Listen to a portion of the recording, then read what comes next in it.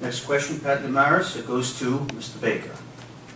A recent report about the working poor living in the Commonwealth stated that 1 in 5 workers in the state make less than $12 an hour.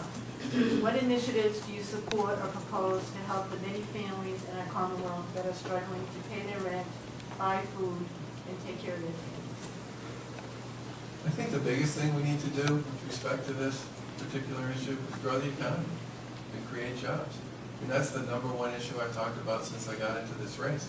And actually my first event as a candidate for governor was up here. I came up to Lowell and I went to the Emerging Technology Center at UMass Lowell.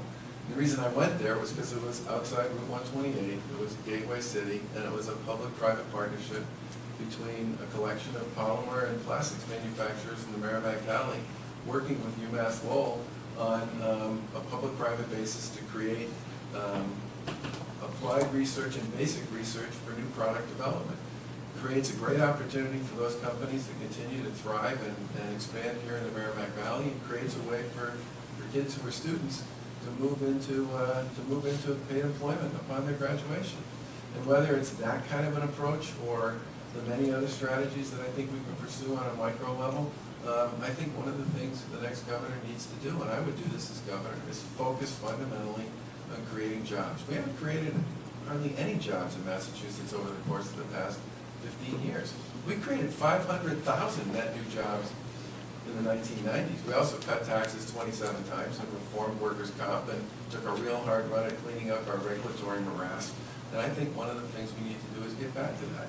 You clean up the regulatory morass, you control spending, you reduce taxes, you create a climate for growth, you'll generate jobs. If you generate jobs, people will be better off.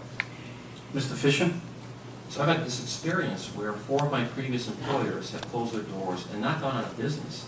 They moved out of state. We've driven businesses, people, and jobs out of the state, and we've welcomed in illegal immigrants, many of whom are working at these low-paying jobs. I have a 4-point program to make Massachusetts business-friendly. We cut the corporate tax rate. We're in competition with other states. We cut the corporate tax rate to make it comparable to those states where we're driving businesses out.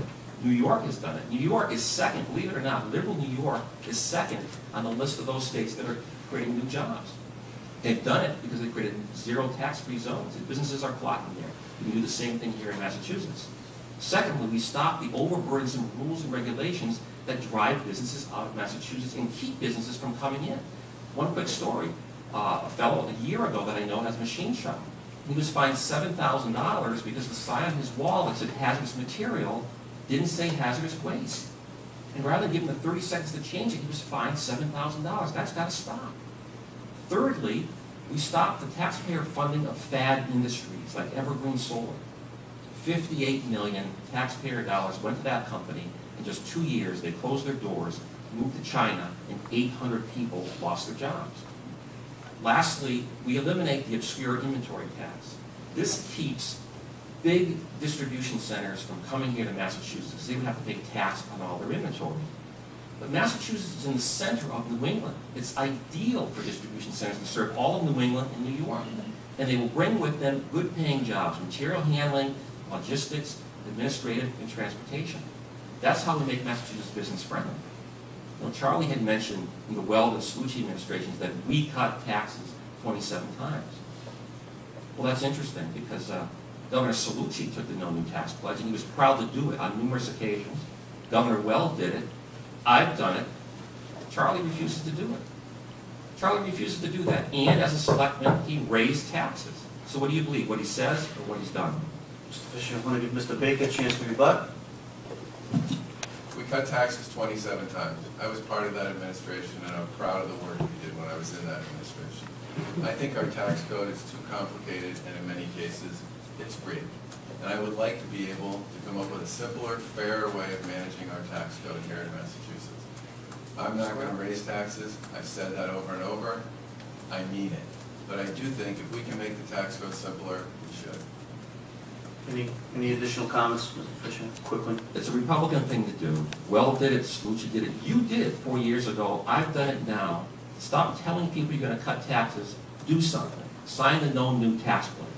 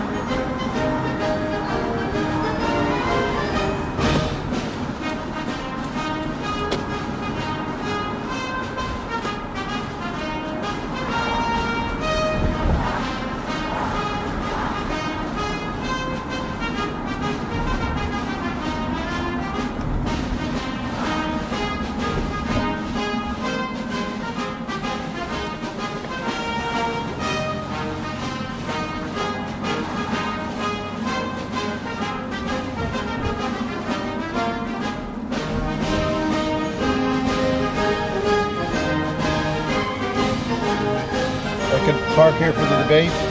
Sure. I assume the press? Yes, CR News. I'm a shoestring operation.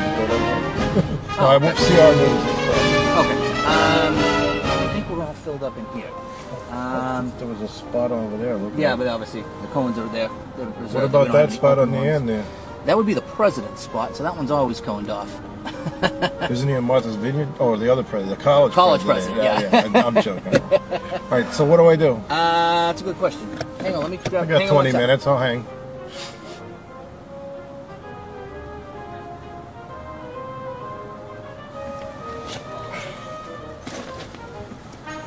Just follow her. Okay, great. Thank you very much.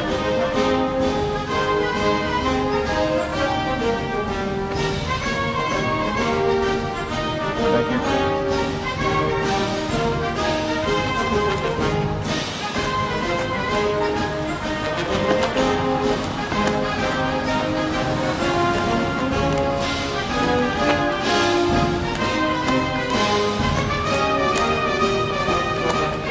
I think it.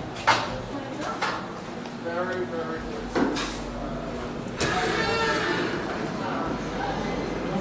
Yeah.